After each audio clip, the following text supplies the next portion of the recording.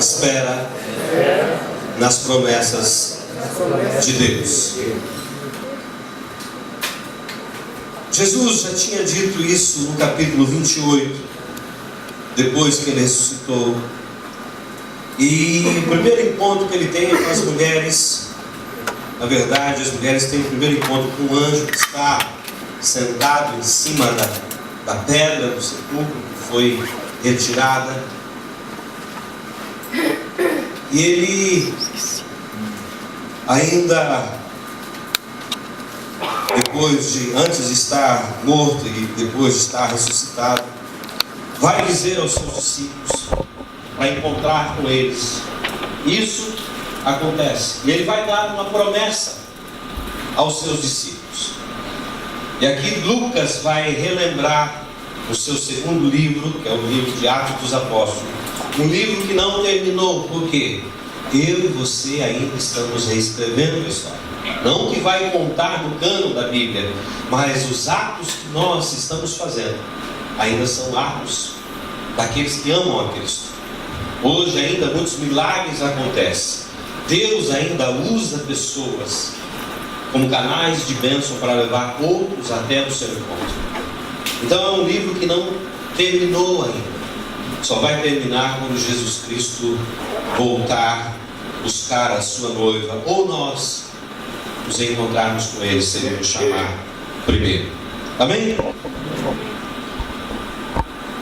Então eu quero, aí coloquei a foto da igreja, conversar um pouquinho sobre quanto tempo nós demoramos para entrar nesse local. Oramos por esse local aproximadamente 5 anos. Começamos na casa do Dante, lá no Nagani, com 4 casais. Depois um casal foi para outros lugares. E nós iniciamos ali aquela pequena célula, foi crescendo. Alugamos um salão do centro de Randa, o Al Plaza, e começamos a nos reunir ali. Nosso desejo era ter um local de culto como esse, salinha para as crianças e um local para que nós pudéssemos reunir para comemorar um aniversário, fazer um almoço. E quando nós fomos apresentados esse local pela atual imobiliária que nos apresentou, a dona desse prédio, ela mora aqui do lado, é a nossa vizinha aqui, e ela é dona desse prédio cor-de-rosa. A informação que eu tenho é que ela é dona de um frigorífico. E ela está viva, e às vezes a gente vê ela andando pelo corredor aqui, catando matinho, e você não fala que ela é a proprietária desse local. Mas a princípio nós fomos ver um local lá perto da casa do Márcio, ali para cima, perto do Família Marte ali. Era um galpão, que a gente chama de sem paredes, nada. Era um galpão normal. Ele não tem acabamento nenhum. Nós fomos ali ver aquele local. Soco chama. E ele não tem nada, nenhuma parede. Nós fomos ali, ligamos para a imobiliária foi lá nos encontrar. E ela falou para mim que aquele local custava 250 mil ienes de aluguel por mês. Só que teria um problema. Ali ela não alugaria para uma igreja. Mas ela falou, eu tenho um local que vai servir exatamente para você. Então quando nós chegamos de carro, ela veio na frente, eu vim atrás. E eu entrei nesse estacionamento grande e falei, Deus, tem muita coisa para a gente. E ela abriu, eu vi a parte de baixo. Ela falou, tem mais, tem a parte de cima. Mostrou as salas, mostrou os banheiros masculino e feminino. E quando nós chegamos lá em cima, ela fez uma pergunta para mim. Quanto que você acha que vale o aluguel desse prédio? Eu falei, Deus, eu acho que vale muito, mas eu não vou falar nada. Aí ela fala, porque eu já tinha visto um outro salão semelhante a esse aqui, lá perto do Cefesta, que cabia 7 carros na frente, 2 andares, era 550 mil. E eu tinha visto um ali depois da primeira linha de trem, ali, não, para frente ali do Yamada Denk, e era mais ou menos o mesmo preço, 550 mil. eu imaginei que aqui custaria 550 a 600. Aí eu não falei nada para ela, ela insistiu, fala. Eu falei, não faço nem ideia. Aí ela falou para mim, 350 mil. Eu falei, Deus, é muito barato. Mas aí eu falei para ela, olha, vou fazer uma proposta para a senhora. Nossa igreja ainda é pequena. Durante 6 meses eu pago 300. E depois de 6 meses a gente paga 350. Eu creio que ela já tinha uma outra proposta da proprietária.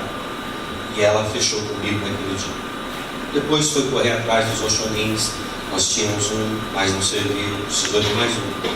E naquele tempo tudo foi se encaixando. E quando nós entramos aqui, o piso era todo quebrado, amarelo. Nós ficamos aí um mês tirando o piso, tirando o lixo daqui. Nós tiramos aproximadamente, mais ou menos, mais de 100 sacos de lixos, de sujeira que estava aqui. Tinha uma parede aqui, uma sala aqui, tinha uma porta aqui que nós tivemos que fechar e fazer ali. Então tudo tem aqui uma história para que você hoje esteja desfrutando desse local aqui. Ela não me garantiu que os ar-condicionados estavam funcionando. Ela falou, está muito tempo fechado, eu não sei exatamente quanto tempo está, mas do jeito que você pegar, nós não vamos fazer nada, você tem que fazer tudo. E Deus foi tocando no coração dos irmãos, os irmãos foram ofertando, nós tínhamos um dinheiro em caixa, pagamos a luva, saiu aproximadamente mais ou menos 1.750.000 para que nós entrássemos aqui. Por que eu estou dizendo isso? Se Deus tem uma promessa na sua vida e na minha vida, eu vou falar um pouco mais da minha vida depois, Ele vai fazer. Amém? No tempo certo, na hora certa. Nós esperamos o tempo certo para estar aqui. Poderíamos nos sujeitar a um salão menor, um aluguel menor, dentro das nossas condições que nós tínhamos, mas Deus queria dar algo grande para nós, do jeito que nós estávamos pedindo a Ele, da maneira que nós estávamos colocando em oração a Ele, com as salas. Hoje, no sábado, funciona 2 cursos, Casados para Sempre, Educando Filhos à Maneira de Deus, simultaneamente. Os irmãos que estão aqui de voluntário, cuidando das crianças, para que a gente possa estar junto com os irmãos, aprendendo sobre a vontade de Deus para o casamento e a vontade de Deus para a educação dos filhos. Isso tudo Deus nos proporcionou. Amém? Se você tem colocado algo diante de Deus, se você está vivendo algo que aparentemente parece que não morre, espera as promessas de Deus. Amém? Muito bem. Nosso primeiro ponto: por que eu e você devemos esperar nas promessas de Deus? Primeiro, porque Deus não falha. Diga para o seu irmão, Deus não falha. Com convicção, com crente que almoçou direitinho hoje, fala: Deus não falha. Dá um salve de palmas ao Senhor, que Ele merece. Amém? A Bíblia diz em Números 23:19: Deus não é homem para que minta, nem filho do homem para que se arrependa. Porventura, tendo Ele prometido, não fará? Ou tendo falado, não cumprirá? O livro de Tito também, no capítulo 1, verso 2, ele vai mais além. Na esperança da vida eterna, o Deus que não pode mentir. Hebreus 6,18 vai dizer assim: para que 2 coisas imutáveis, as quais é impossível que Deus minta. E no Evangelho de Lucas, no capítulo 2, no verso 25, o Senhor, através do seu Espírito, promete a Simeão que ele não morreria sem ver a salvação de Israel. Simeão já era um homem idoso, e ele esperava ver a salvação de Israel, esperava ver o Messias. E ele estava no templo naquele dia, e naquele dia apareceu José e Maria com Jesus, com 8 dias. E Simeão pega Jesus no colo e apresenta ele ao Senhor. Antes dele morrer, ele viu ainda Jesus, recém-nascido, com 8 dias de vida, conforme Deus tinha prometido a ele. Se eu espero nas promessas do Senhor, eu creio que Ele não mente. Eu creio que a Bíblia diz, e que ela está afirmando para mim e para você, que Ele não muda. Ele é o mesmo Deus ontem, hoje e será eternamente. Quem mudamos somos nós. Hoje a minha fé pode estar lá nas alturas. Amanhã vem um acontecimento tão grande que vai me abalar, e aí a minha fé está lá no chão. Deus continua o mesmo. Ele não tem sombra de mudança. Agora, o homem que vive de acordo com as circunstâncias da vida, e aí ele se perde diante das dificuldades e diante das adversidades do dia a dia. Quero trazer mais um exemplo que a Bíblia nos diz. Caleb vai visitar a terra junto com mais 11 líderes de Israel, a terra que o Senhor tinha prometido a Israel. E ele vê a terra e durante 40 dias ele vê que a terra é boa, que a terra, os frutos dela são frutos grandes, que um cacho de uva tem que ser carregado por 2 homens. A terra é boa, é fértil, é do jeito que Deus falou. E Moisés vai dizer a Caleb: a terra que você visitou, eu vou dar a você. Só que tem um pequeno problema, ou um grande problema. Caleb vai esperar 45 anos pela promessa. Diga comigo, 45 anos pela promessa. Será que eu e você esperaria? O primeiro da promessa está em Josué 14, de 7 a 11. Quando ele recebe de Josué a terra, ele ainda tem que ir lá e tirar aqueles que estão morando naquele local. Não recebeu a terra limpa, ele teve que pegar o seu povo e lá guerrear para tirar aquele povo daí. Será que eu e você ficaríamos alegres com esse cumprimento dessa promessa? Ou nós iríamos murmurar a Deus dizendo assim: Deus, o Senhor me prometeu, eu esperei 45 anos e depois de 45 anos o Senhor ainda me dá uma terra que eu tenho que conquistar? Será que nós teríamos o coração de Caleb? Será que eu e você agradeceria a Deus o que Ele fez por mim e por você? Mais um exemplo que a Bíblia nos dá no capítulo número 15 do livro de Gênesis. Deus faz uma promessa a Abraão que lhe daria um herdeiro. O tempo passa e ele está aproximadamente nos seus 83 a 85 anos. Abraão agora com 100 anos, no capítulo 21. Ele espera aproximadamente 17 anos para que a promessa se cumpra. Será que você com 83 anos, Deus te dá uma promessa para você? Vou te dar um filho. A sua descendência vai ser quando você olhar para a terra igual a areia, e quando você olhar para o céu como as estrelas. Aí passa 84, 85, 90, 96.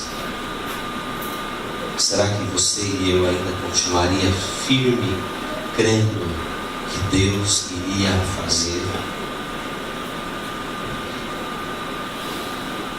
Muitas vezes nós não temos paciência para esperar. Não temos fé para esperar. não damos crédito àquele que prometeu. Não damos crédito à palavra de Deus. Eu creio que está a foto minha da Júlia aqui, não é? É isso? Ainda tem um pouco de cabelo. Quando você vê esse casal lindo, bonito aqui, lindo é por minha conta, tá? Você vê, nossa, que casal feliz. Mas não era assim. Quando viemos para cá em 91, nós estávamos praticamente com um casamento acabado. Nós tínhamos vontade de um matar o outro quando um estava dormindo.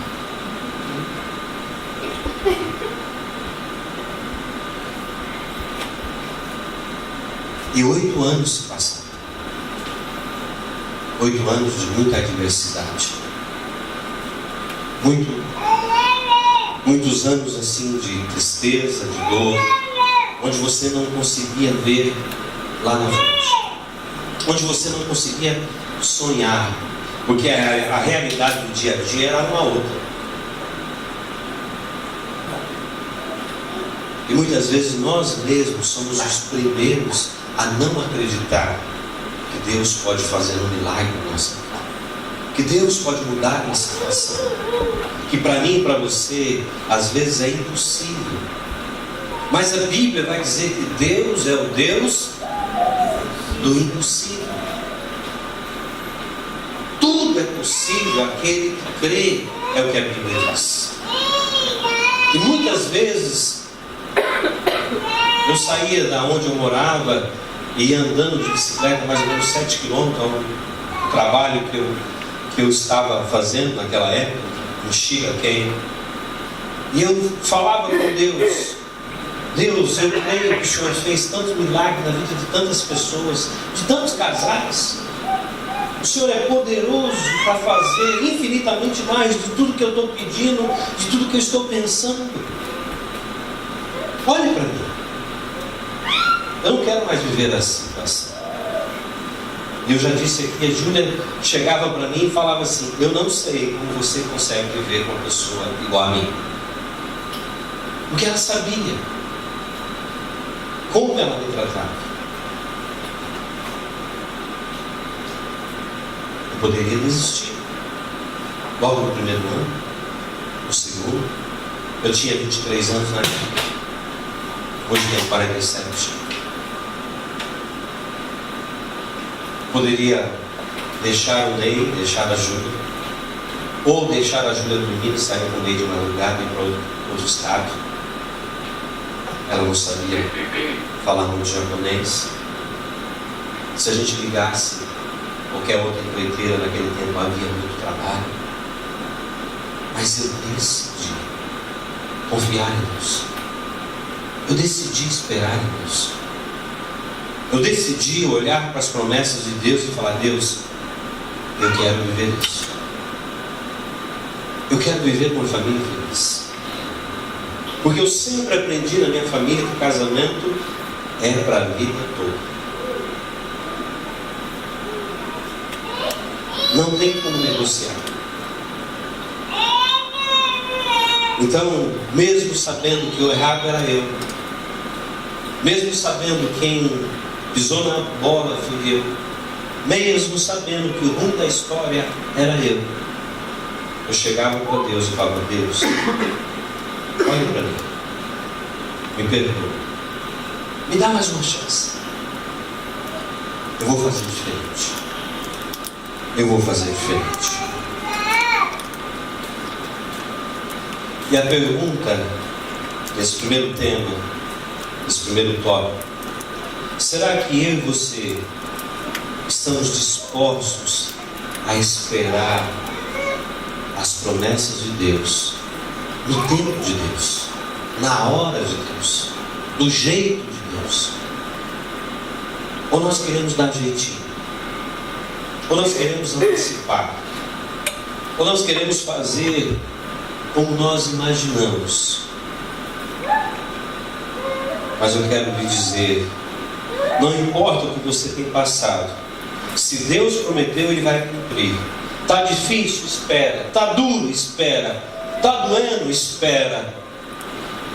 Deus não falha e Ele nunca falhou. Amém? Amém. Você crê nisso? Amém. Deus não falha. Deus não falha. Não falha. E Ele nunca E Ele nunca falhou. falhou. Dá uma salva de palmas, Senhor.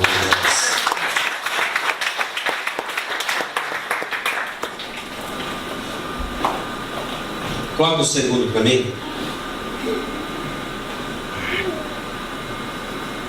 Por que esperar as promessas de Deus? Naquela época, Juliana não era nascida. Só era eu, Júlia e o Ney. Estava com 4 para 5 anos. Fez 5 anos aqui no Japão. Ele que era o nosso espectador de todos os telequetes, os boxes que aconteciam dentro de casa. E ele chegou a um ponto de dizer assim para mim e para a Júlia: eu não aguento mais ver vocês dois brigando aqui dentro. Até ele já estava incomodado, que todo dia era briga, não tinha paz.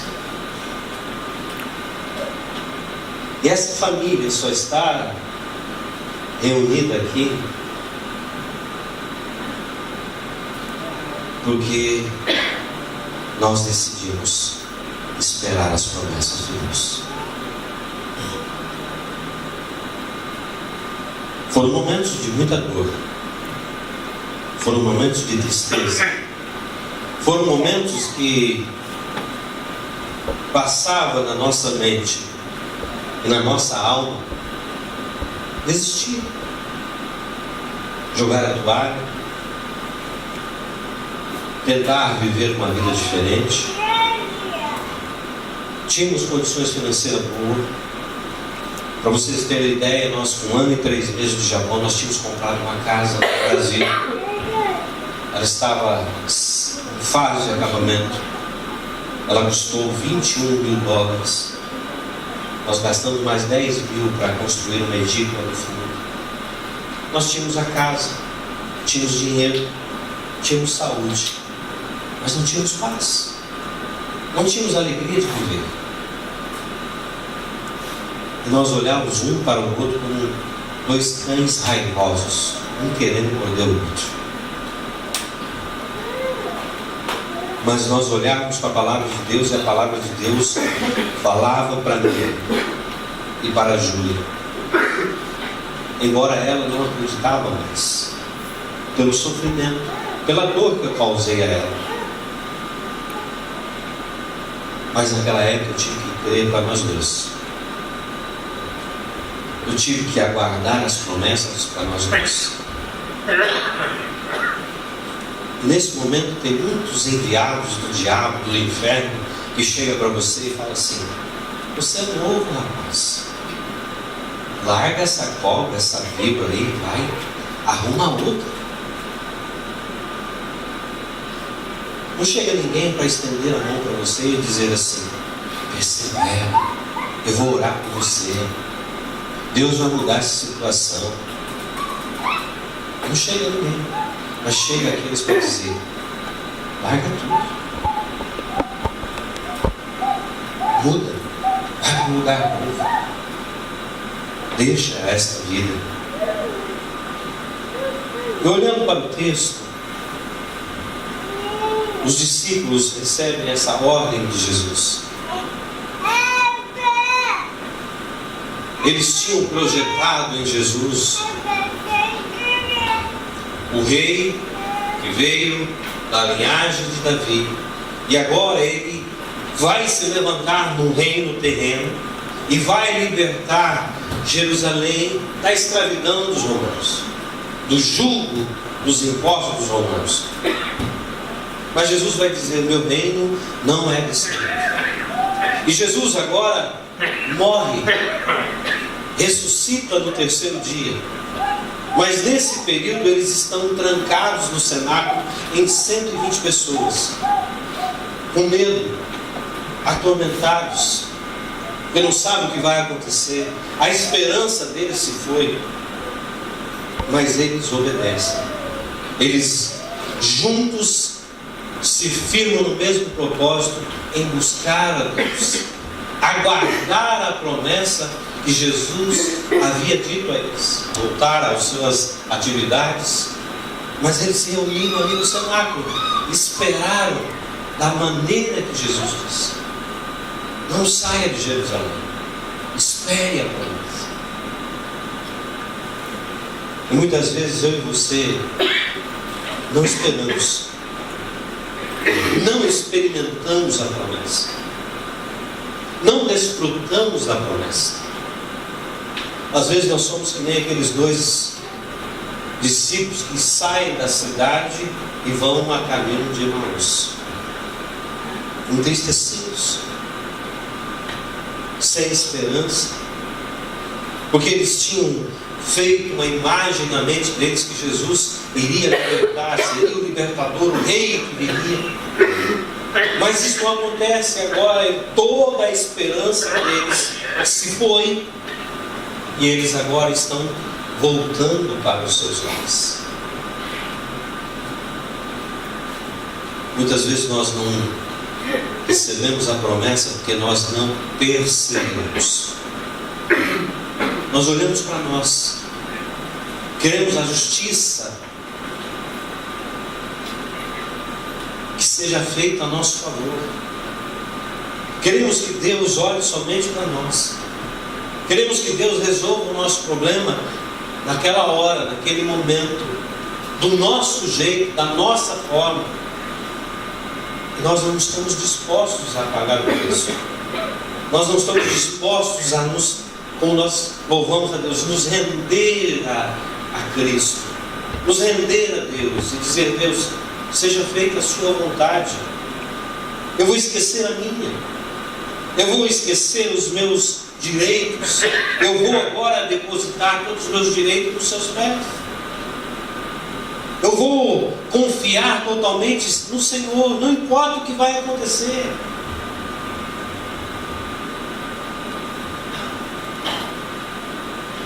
Só que muitos de nós, infelizmente, não conseguimos reconstruir. Muitos casais já passaram na nossa vida e nós orientamos a eles e falamos um pouco da nossa trajetória, como Deus trabalhou na nossa vida. Incentivamos a fé deles em esperar em Deus, em deixar os seus direitos, em perdoar, em descansar em Deus. Mas muitos deles não quiseram. Muitos deles quiseram a sua justiça e aí largaram filhos, esposa. A esposa largou o marido, foi viver a sua vida do seu jeito, da sua forma, da sua maneira. E passados muitos anos, nos encontra de novo e diz assim: Claudinei, eu poderia ter ouvido o que você tinha falado para mim. Só acabei me machucando mais, só acabei sofrendo mais e não encontrei a felicidade.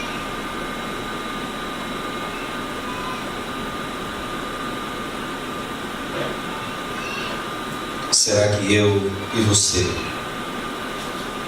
estamos dispostos a esperar?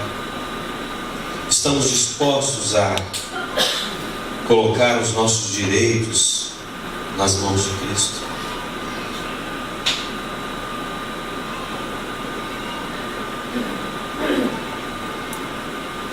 Muitos de nós vivem em dúvidas, em aflições, vivem olhando para as perdas, vivem olhando para a sua dor, para a sua angústia, mas não olham para Cristo, não olham para a sua palavra, não olham para as suas promessas, e muitas vezes desistem no meio do caminho. Em Hebreus capítulo 11, verso 1, tem uma definição linda de fé na versão Nova Internacional. Fé é a certeza daquilo que esperamos e a prova das coisas que não vemos. Se eu e você olhamos para Deus e crendo que Deus pode fazer, vai vir um monte de situações no meio da nossa caminhada, um monte de situações querendo nos tirar do foco que é Cristo, querendo nos tirar da vontade de Deus, para que nós façamos a nossa vontade. Mas quando eu estou firmado, olhando para Cristo, o autor e consumador da minha fé, pode vir o que for, posso ouvir qualquer coisa. Quantas vezes eu ouvi da Júlia: eu não te amo mais.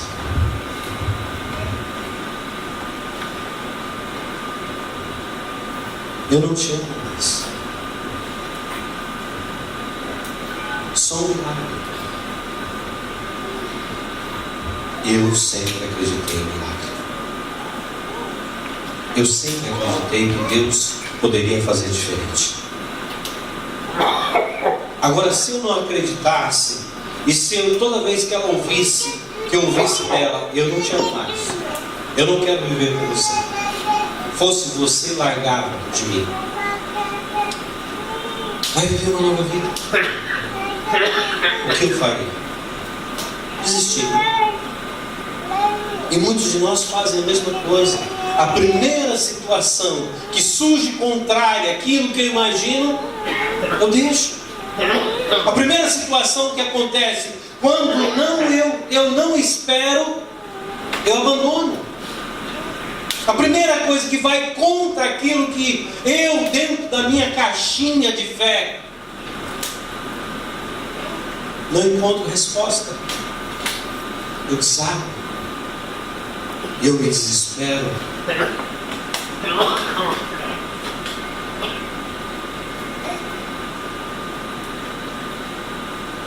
Aonde está a minha e a sua fé? Ainda que Deus não fizesse nada no meu casamento, eu decidi que nunca mais ia viver a vida que eu vivi.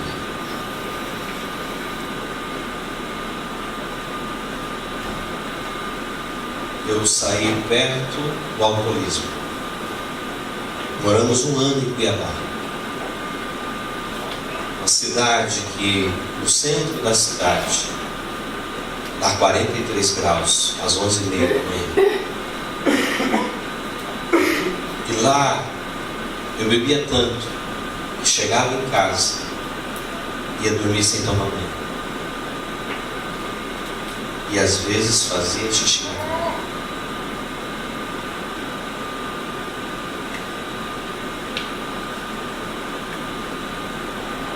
Decidi: Deus, eu não quero mais viver essa vida. Eu quero viver uma vida diferente.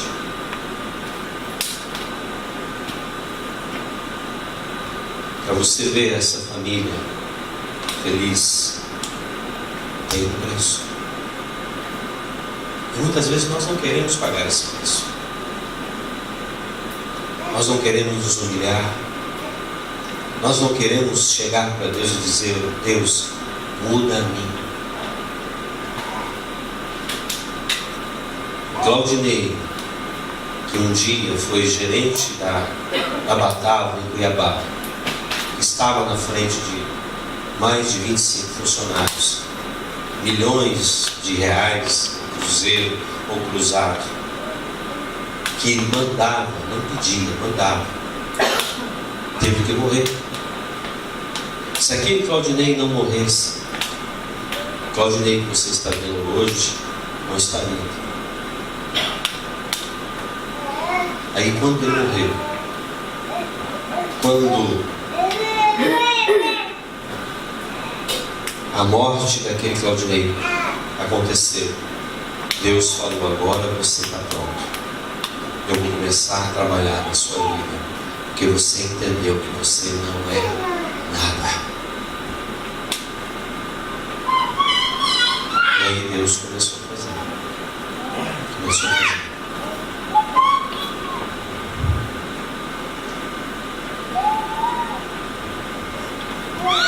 Próximo, querido.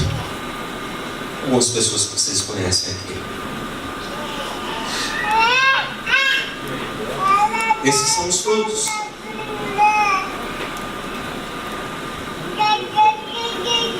Já pensou se você falasse para você,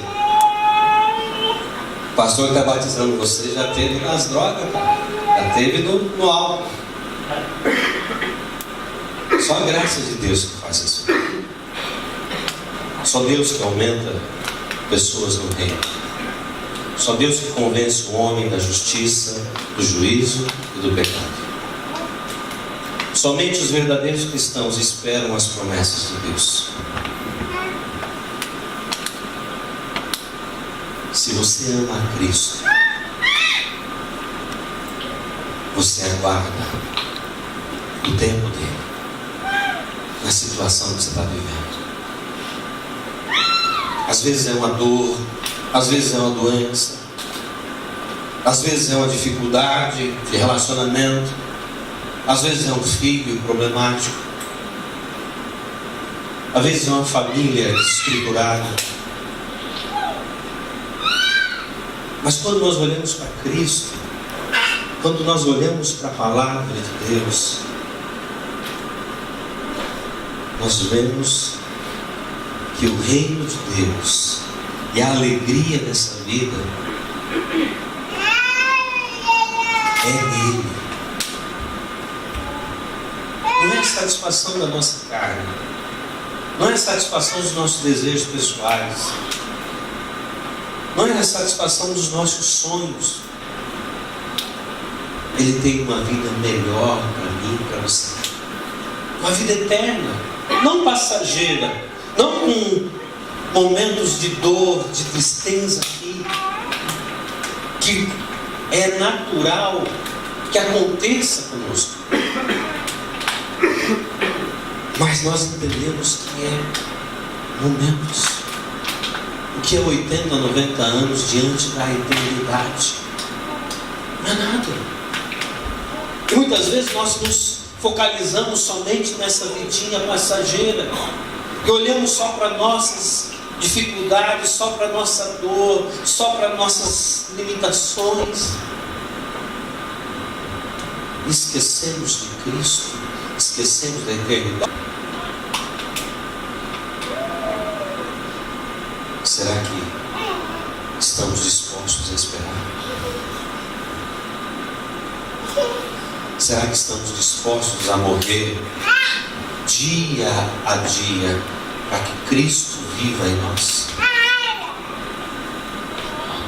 Será que nós estamos dispostos a dizer: me perdoa, eu errei? Será que nós estamos dispostos a dizer assim: o erro foi meu, eu poderia fazer diferente?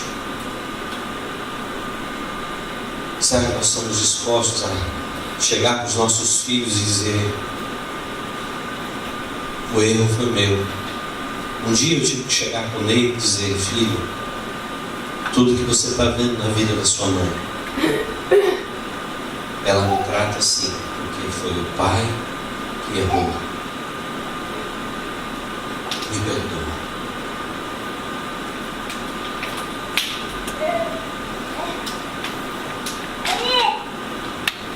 Nessa noite, desejo do meu coração é que você olhe para Cristo, que você veja na palavra de Deus que é o momento certo de Deus trabalhar na nossa vida, o momento certo de Deus fazer as coisas na nossa vida. Eu e você só não podemos desistir, desanimar, nos entregar,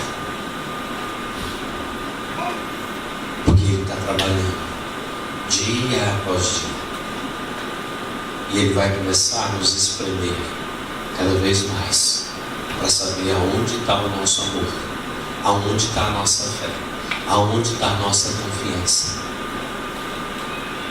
Está nele ou está nas coisas? Está nele ou está nos meus planos pessoais? Está nele ou estar nas minhas costas. Eu e você não vamos levar nada, e muito menos vamos escolher a roupa que nós vamos vestir para o nosso enterro. Alguém vai fazer isso por nós. A decisão é sua, a decisão é minha. Ou eu creio que a palavra de Deus, que as promessas de Deus são maiores e melhores para mim, ou eu vivo a vida que eu quero viver do meu jeito, da minha maneira, e lá na frente eu vou olhar para trás e dizer: poderia ter feito diferente, poderia me doado mais, perdoado mais. Fique de pé, por favor.